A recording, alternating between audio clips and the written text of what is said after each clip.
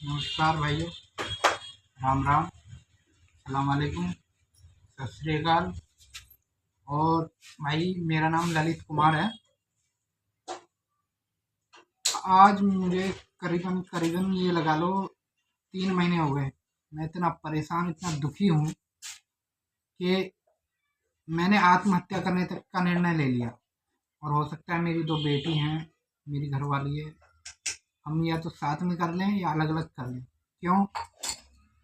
क्योंकि इतने दुखी और परेशान हो गए, बहुत ज़्यादा। हमने सबसे मदद मांगी, ना कोई बजरंग दल, विश्व हिंदू परिषद, गौ रक्षा दल, यहाँ तक कि सरकार के मंत्री जितने भी हैं वोट मांगने आ जाएंगे आपका, मगर एक नंबर ऐसा नहीं छोड़ेंगे कि आप उनसे संपर्क कर लो।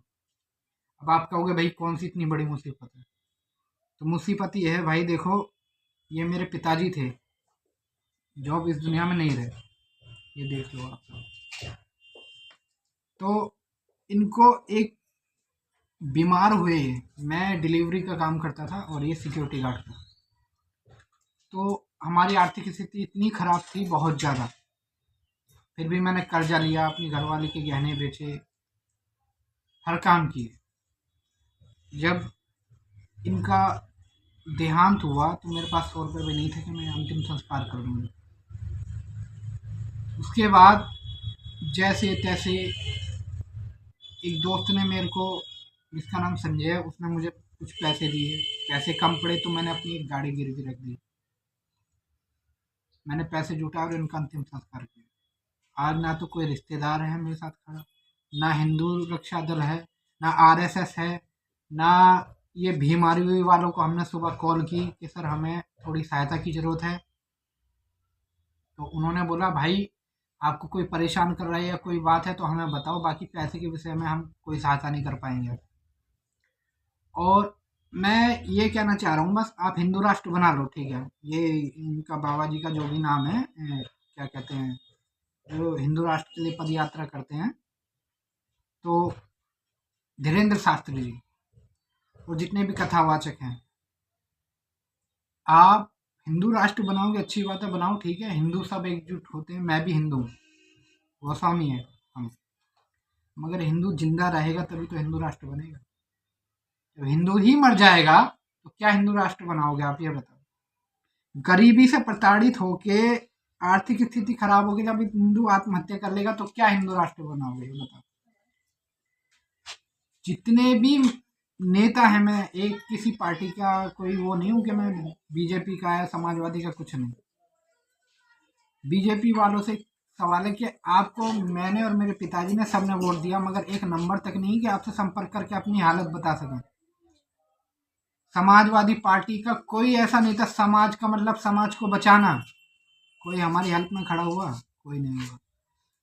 कोई पार्टी ऐसी भी हो जो गरीबों से जुड़ सके, गरीबों के हालात जान सके, क्यों क्यों मर रहे हैं। हमारे भारतवर्ष में रोज कितने लाखों गरीब इसी स्थिति में आत्महत्या करते हैं। किसी को कुछ नहीं पता, किसी को कोई लेना देना नहीं है। एक गरीब वो हो जाता है, वो भीख मांग सकता है, उसका मान लीजिए वो भिखारी है। कुछ पेशेवर होते हैं, मगर कुछ आर्थिक स्थिति के कारण भिखारी बन जाते हैं और लोग उन्हें भी भिखारी समझ लेते हैं। मेरे सामने 2 रास्ते, या तो आत्महत्या कर लो या फिर सड़क पे आके भीख मांग लो।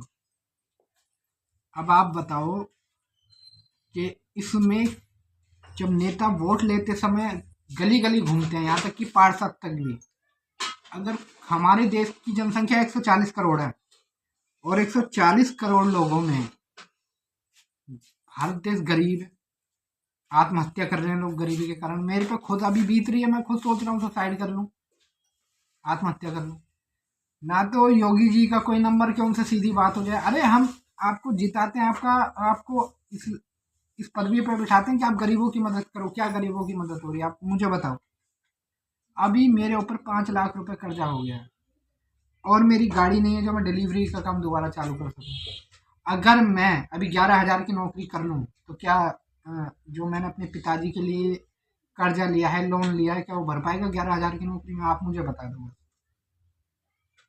अगर आप मेरी कोई सहायता कर सकते हैं, मैं किसी से कोई पैसे नहीं मांग रहा, किसी से कोई कुछ नहीं कहना चाहता। क्यों?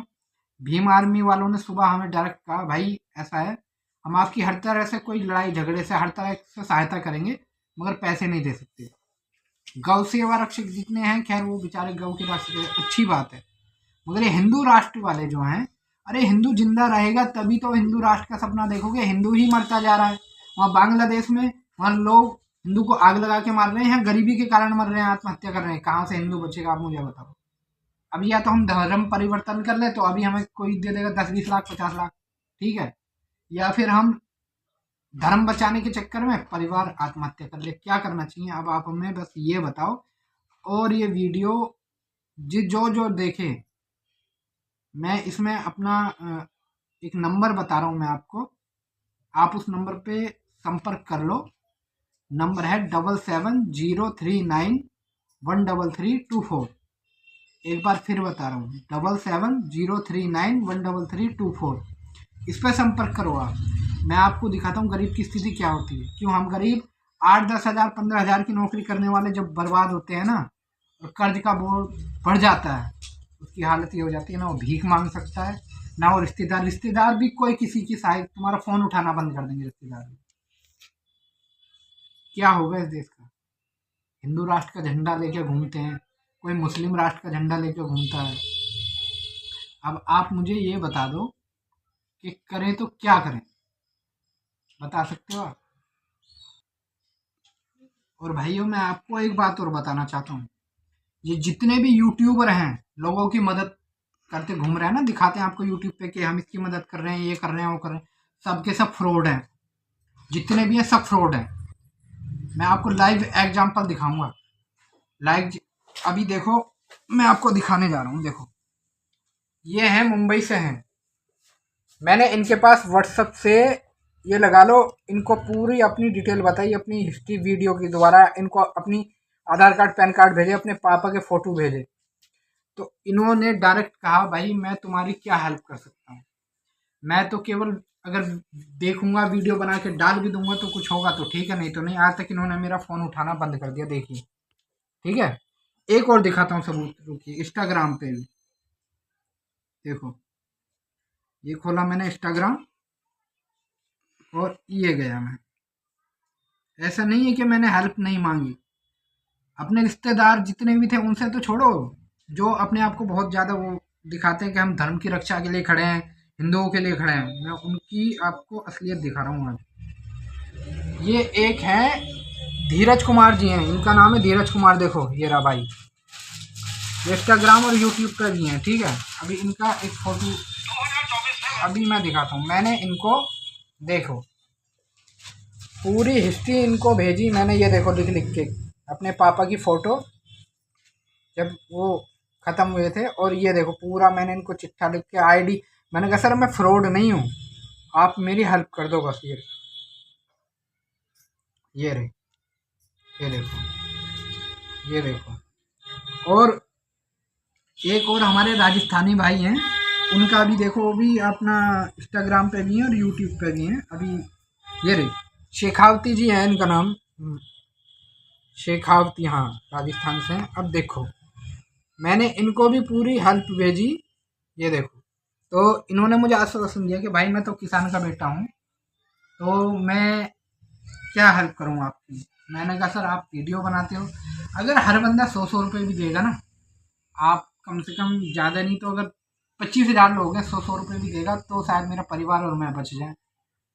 तो इन्होंने कहा ठीक है, आप फोटो भेजो, स्कैनर भेजो, मैं कुछ करता हूँ। आज से 5 दिन पहले मेरी इनकी कॉल पे बात भी हुई।